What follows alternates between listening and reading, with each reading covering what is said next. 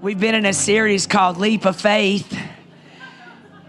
Leap of Faith, and I'm going to title today, Leave It Alone. Leave it alone. When I said that, what was one of the first things that came to your mind?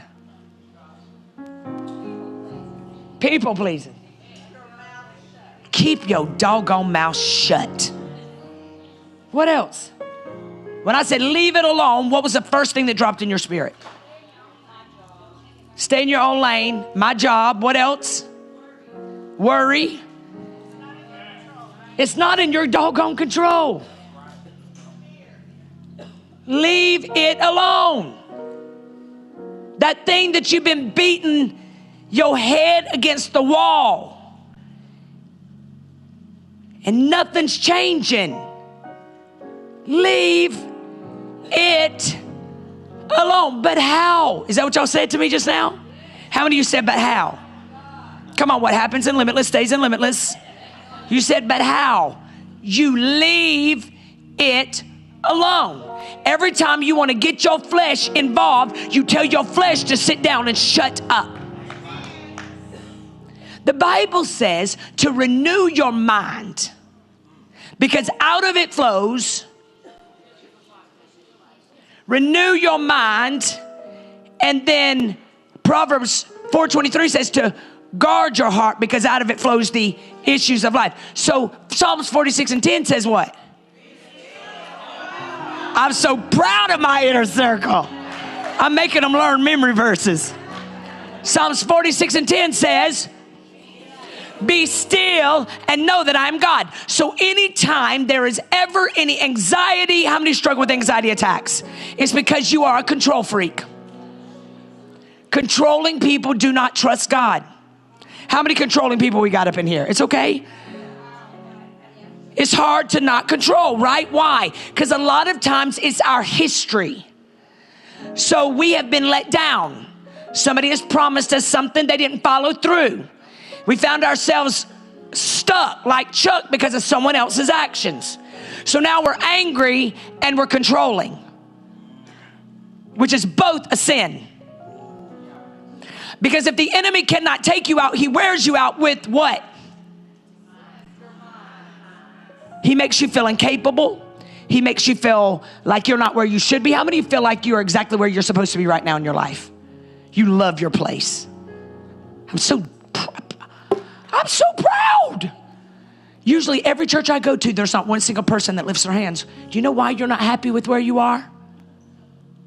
Because you had expectations of where you thought you were supposed to be and you ain't there yet. But can I tell you, you are exactly where you're supposed to be or you wouldn't be there.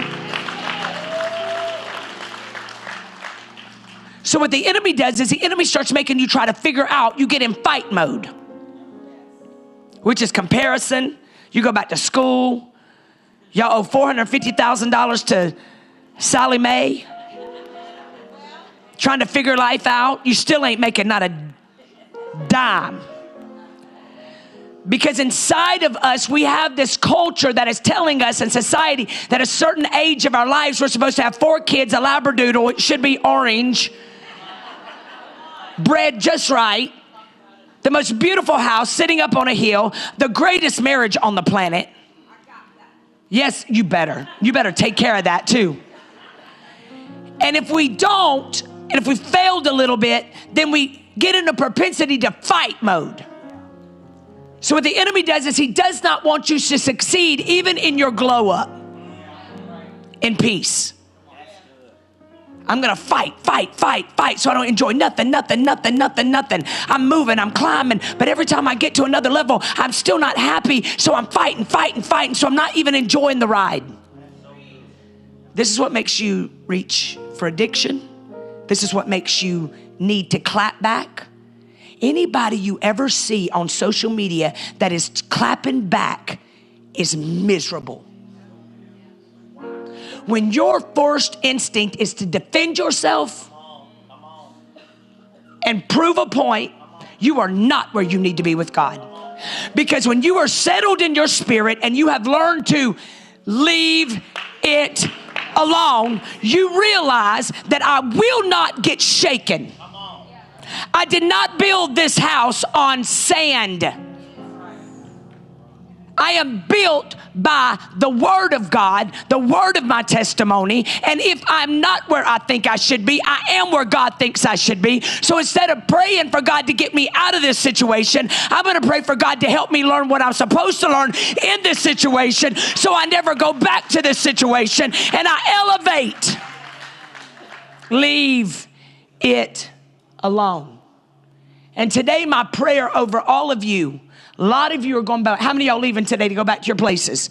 My prayer is that you have a spirit of release. That you stop giving CPR to dead situations. That you stop being petty. That you stop giving your attention to people, places, and seasons that are done. You can have all the riches in the world.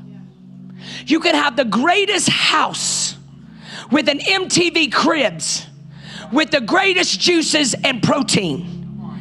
But if you ain't got no appetite, because you ain't got no peace, because you don't know how to let it go. You can have the biggest house on the planet, 10,000 square feet, with the greatest man cave and pool. But if you ain't got no friends, you can have all the money in the world, but if you ain't got no Jesus, that is your peace giver. Money don't bring you happiness. Relationship don't bring you happiness. A better job isn't going to bring you happiness. But learning to let things go when they need to go and let God be God is where the...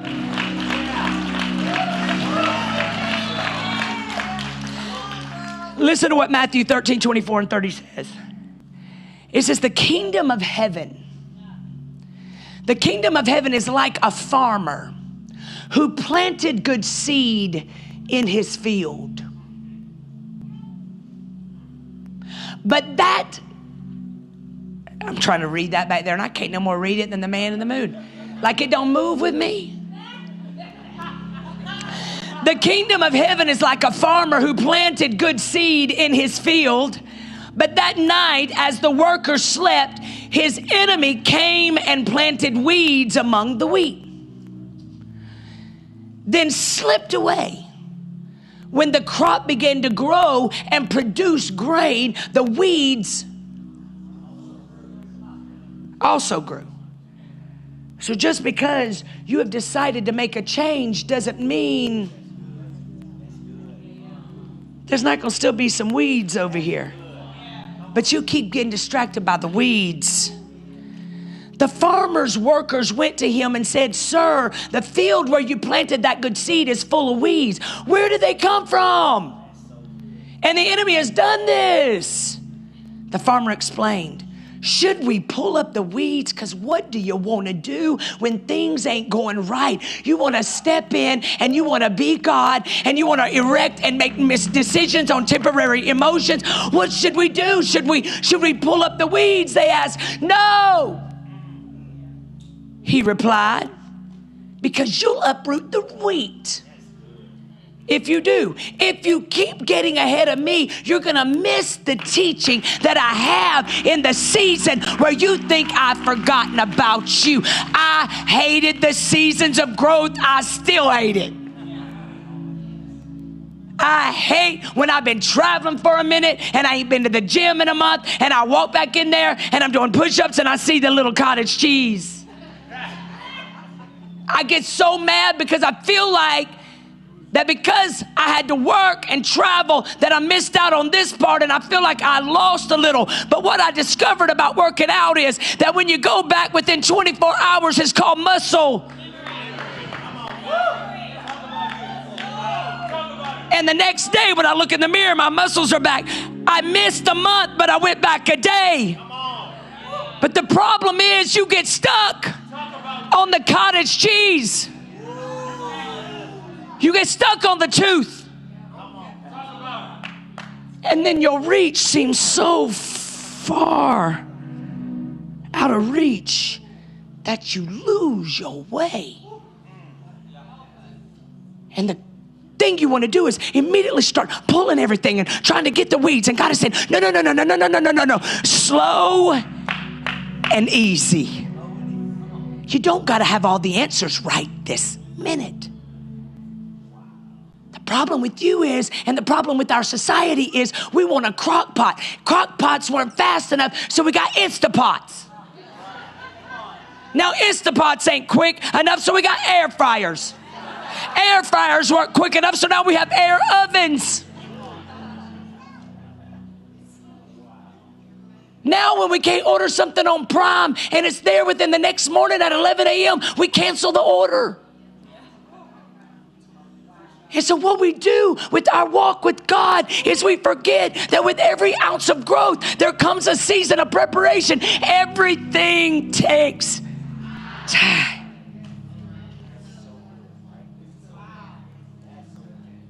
You cook a cake, take it out early, Teddy. The outside edges look crispy, but the inside is doughy. Because you lost focus when you saw it getting around the edges. So you got ahead of yourself, and now it tastes gross because it's still not cooked on the inside. So our outside looks like we fit. We got it going on.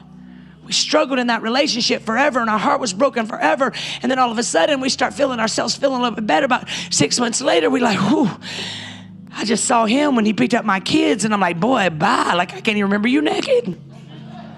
I am healed. So then you put yourself out there to get in another relationship when you ain't no more ready than the man in the moon because timing. Then you end up in relationships with the same people with different faces. Then we blame God. If he's so great, why ain't he coming through for me? Because he's saving you. Because you ain't ready. He's not punishing you. He's saving you. He's like, I don't want to just bring it into your life yet because you're praying for it, but you ain't preparing for it. You know how I know? Because every single time something comes your way, you fall apart. God's like, how can I trust you with a man or a woman, like a wife or a husband, when you can't even hold it together when your soup don't heat up right? How can I trust you with a spouse when you don't even pray for yourself? Y'all gonna get together and kill each other. So I'm saving you until you get your tail together. What does that mean? Me looking in the mirror and saying there's weeds all around that I don't like. But instead of running, I'm gonna face it. Flat-footed. I'm not gonna abort this mission. 2024 is my year to soar. So I will stand in this mirror and I will fight every demon, every word curse, every generational curse. But the one thing I will not do is get up and allow the weeds in my life to get me distracted. Leave it alone. Listen to what the end of that chapter said, a text says. It says, should we pull up the weeds? No, he replied. You'll uproot the wheat if you do. Let both grow together until the harvest.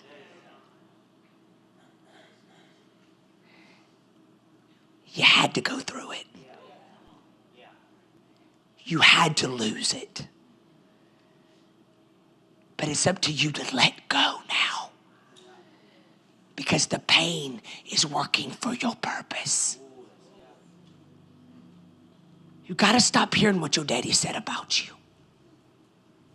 And start using what he said about you as ammunition Understanding that the enemy does not fight you because you're weak. He fights you because you're strong. And he knows that you're going to be sitting in Limitless in January 2024. And you're going to have an understanding of something God had been telling you forever. And all of a sudden it was going to hit you like a ton of bricks. Why? Why didn't I get it a month ago, Kim? Why didn't I get it 2 months ago, Kim? Because it wasn't timing. Timing is everything. If you get ahead of God, you will mess up something important. You can have the right conversation with your spouse at the wrong time and mess up everything.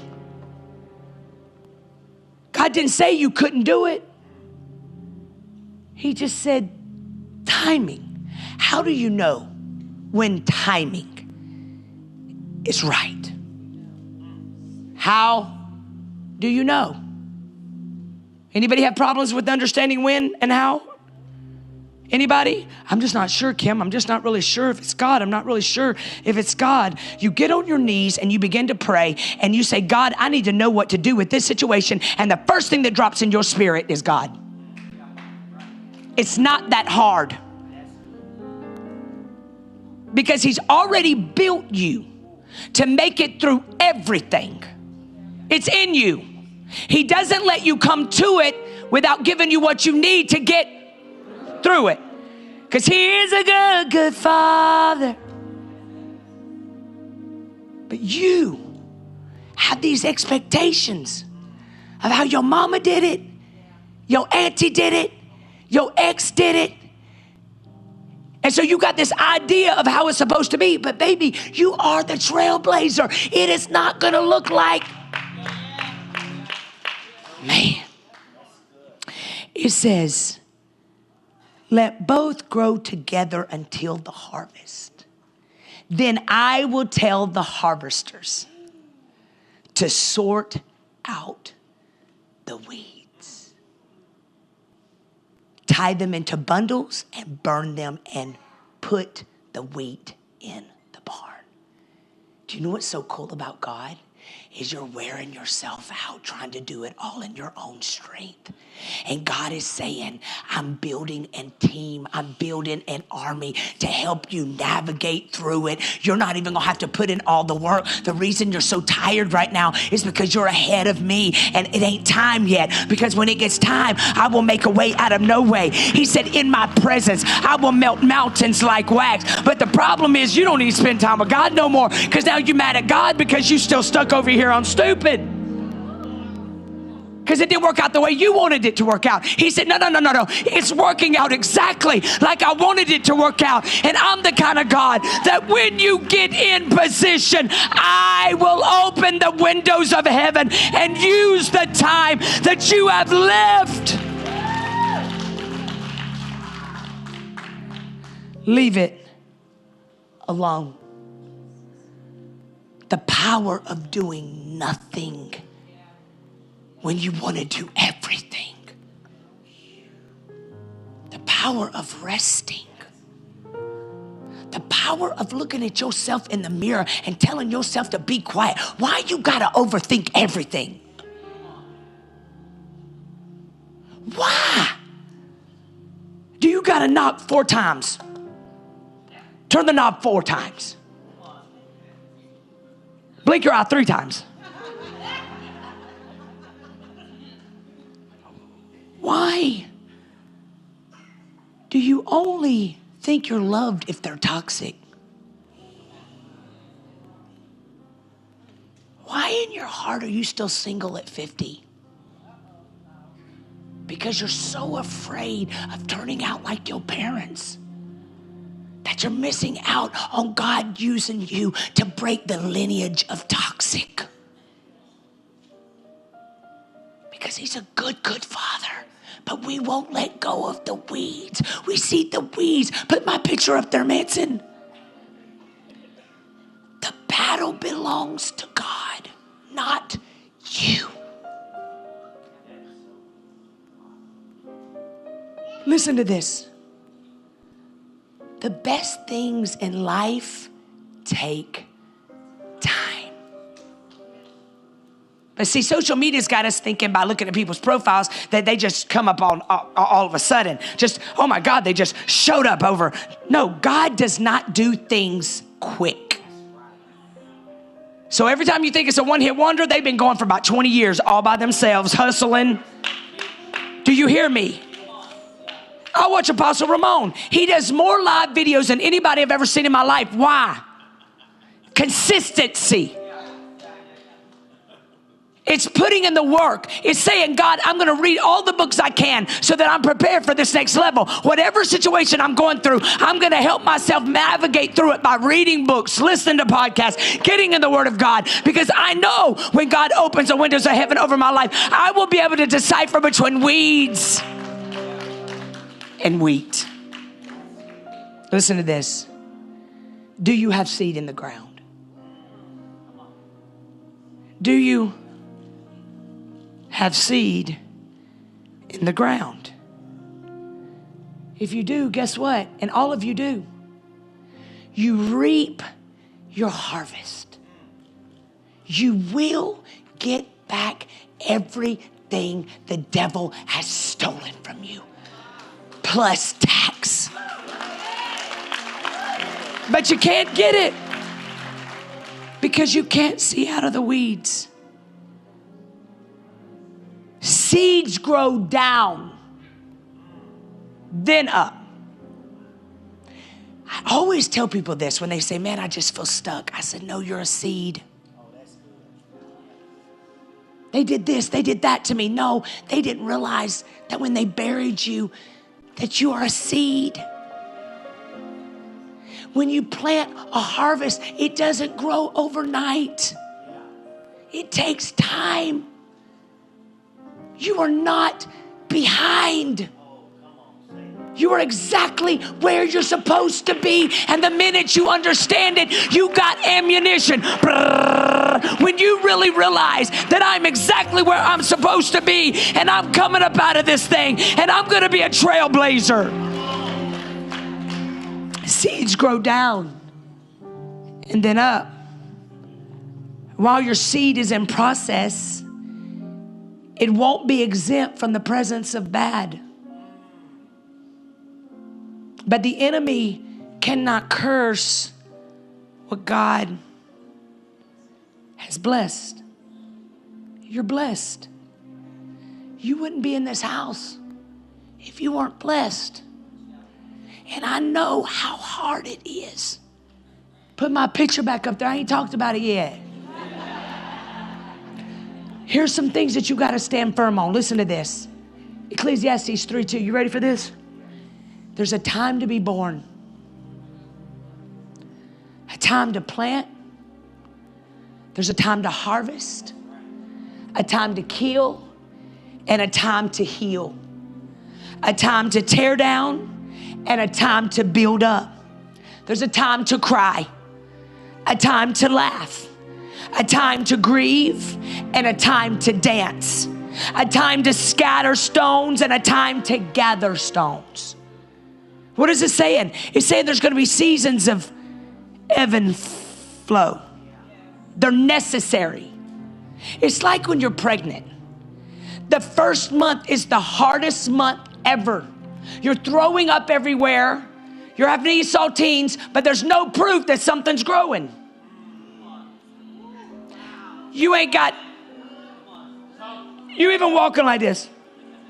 You put maternity clothes on. You even want to put an arrow that says, I'm pregnant. You can't fit in your clothes anymore. You're in this awkward season. It's the first few trimesters that are the most important in your life when you don't feel like nothing's happening. That's when the weeds start growing up because your mind starts going crazy. Yo, I have to wear bifocals now because I'm 51. So I bought these bifocals off of Amazon. They were cute. 2.0. See brilliantly. I was ready for some cuter bifocals. So I went and bought 2.0 in these fabulous glasses. Could not wait to get them. You get excited about bifocals when you get older. I can't see nothing without bifocals close. I've had LASIK, but you still don't fix that vision up close. It's the craziest thing ever. I get these glasses 2.0, which is what I always wear. I put them on and it was like, I couldn't see anything. If I would have kept those glasses, because that's what my prescription has always been, and tried to force my eyes to see through the 2.0, because that's what I've always worn, I would have walked around feeling discombobulated, but this is what I wear, so I'm staying with these. Just because something has worked in the past the way it has does not mean that the same prescription, just because the friends used to work then, does not mean they're gonna work in this season. Just because that job paid the bills then does not mean that it's gonna work now. There's a season. Listen to this. Here's some things that need to be broken down this morning from this text. Stop letting the weeds distract you.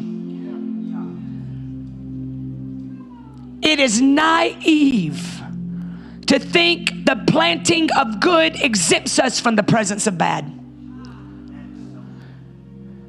It's crazy that you're shocked when your kids start acting up, when your marriage starts having some friction, when you start feeling bad in your body, when you're doing a retreat. The enemy comes to steal, kill, and destroy. But you gotta be focused. Y'all look at this. On this picture, the weeds are easy to see. Easy. But the wheat and the tare look similar. Here's the deal. As you grow your wheat, the more you keep growing, the more you keep staying stable, the more you stop getting distracted by everything on the planet sent to steal, kill, and destroy. Eventually, the wheat is so thick from staying focused that the tare stays up, and the wheat is so full it falls over. What happens is you are the wheat. So as you're growing and being fulfilled in God, you're gonna start noticing that tare is having to be removed because now it's being separated. This is why timing is so important. So my question to you today is, did you quit on God because you were doing so much good and the bad hit? And now you're focused on the bad instead of the good. Here's number 2. Whenever there is great potential for harvest, the enemy earmarks it with calamity. You're doing so good. Your marriage has been so great. And then all of a sudden, bam, your finances were blowing up. Now you've got all kinds of red in your bank account. If the calamity starts taking over your peace, you are not spending enough time with God. I'm teaching you in this church and in the inner circle that you got to know how to get down on your knees. You don't just lay in your bed and pray. You get down on your knees and you begin to pray. And if you ain't got nothing to pray, you begin to say, Waymaker, you're a miracle worker. You're a promise keeper. And you stay down on your knees praying over every situation in your life that is troubling you. Not once. You pray until things change. You quit praying. You got weary. And the enemy is laughing his butt off because he's quarantined in hell. If the enemy can talk half of the angels out of heaven, don't you think he can talk you out of your miracle? He don't even got to be present. He just starts playing in your mind. You're behind, you're behind, you're behind, you're slow, you're slow. Keep taking medicine to people that like to be sick. Keep giving all your attention to that one person that ain't never going to change when there's thousands that you could be touching. So today my question to you is, have you stopped? Because you thought God was just going to keep blessing. Honey, just because you come to know Jesus does not mean everything's going to go great. Guess what? Things weren't going great when you weren't saved.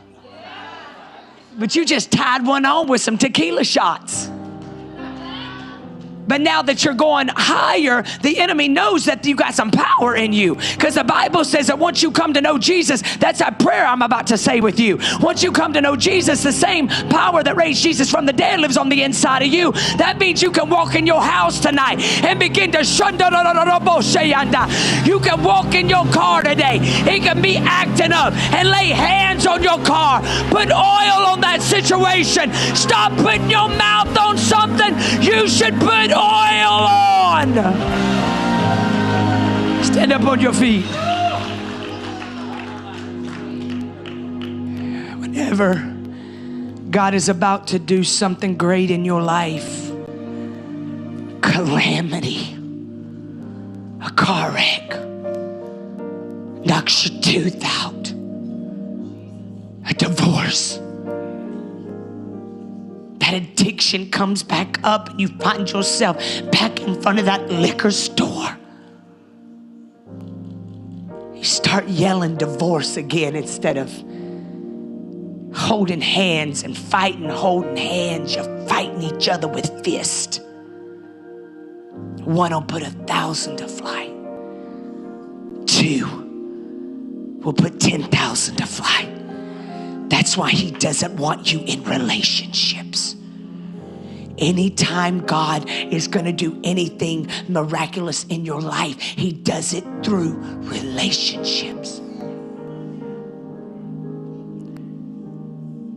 Are your weeds your toxic friends? God removed that person out of your life and you still letting them run your life. Just because you divorce somebody don't mean they don't still run your world. Because your mind is so bitter, full of unforgiveness. In this room today, I want you to ask yourself, what do I need to forgive? Who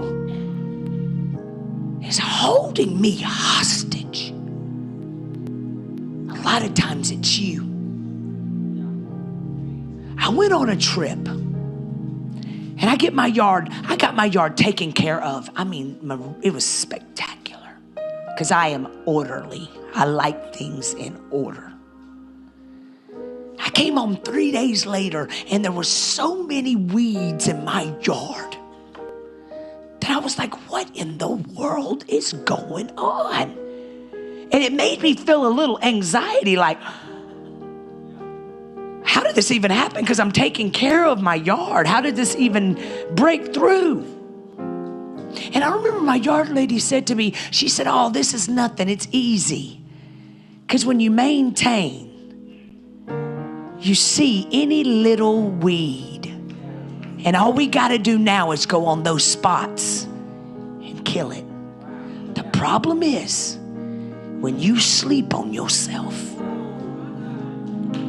because you're depressed, anxious, and you don't like to confront. You don't like confrontation. Then before you know it, there's weeds everywhere. And when you get weeds everywhere, it's easy to let it just go because you don't even know where to start. But today, I'm calling you back. You got to get back into position. Slow and easy. No is a complete sentence. This year, we're not stopping to explain things to people that know very well what they did. I'm not going to explain to you anymore because you know why you are not speaking to me anymore. So I love you, but I love you from up there, and I still want you to eat. I'll even send you some Uber Eats, but you can't sit at my table anymore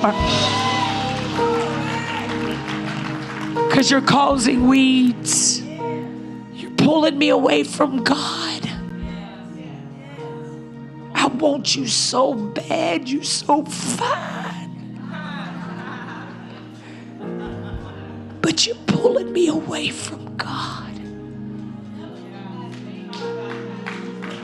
I'm going to just take a break. I'm not even saying that we got to like call it quits, but we go take a break. And if you really want this, I need you to get your weeds taken care of too. Because when the enemy can't get to me, he'll get to you to get to me. And I can't be scared anymore. God is busting that fear off of you today. Limitless, we will not be chickens. We are eagles. We're going to stop forcing things to open when it's still our marinating season. If I would have gotten ahead of God, I would never be doing what I'm doing today. If I would have never had to go work at Bloomingdale's, I would never be loving little thumbnails all over the world as my favorite hobby. I would never be pastoring, I think, the greatest church in America with a huge online campus.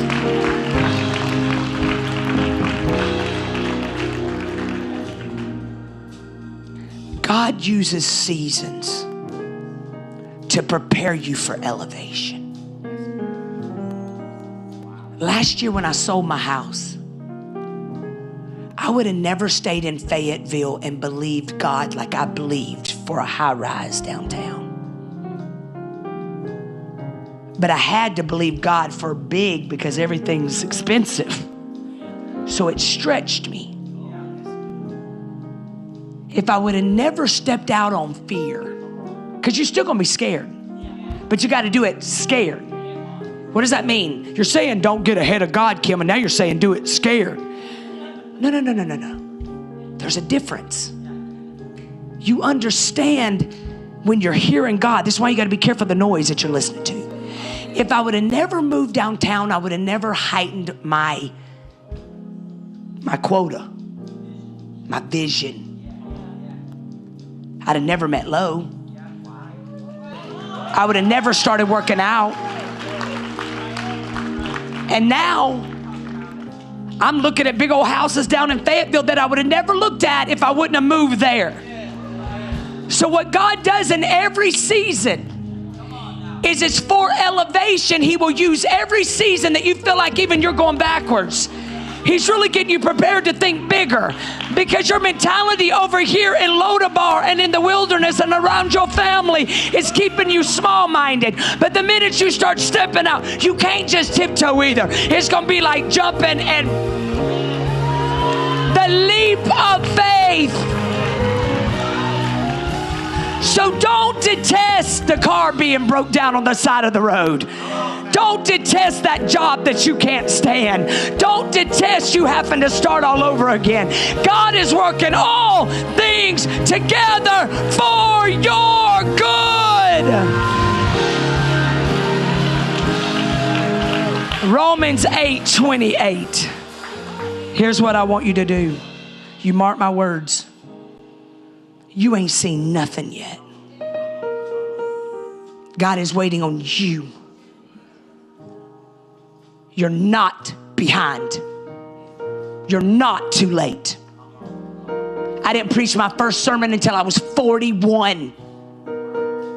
I'm 51. I've written 5 books with my special ed self. Don't you tell me it ain't.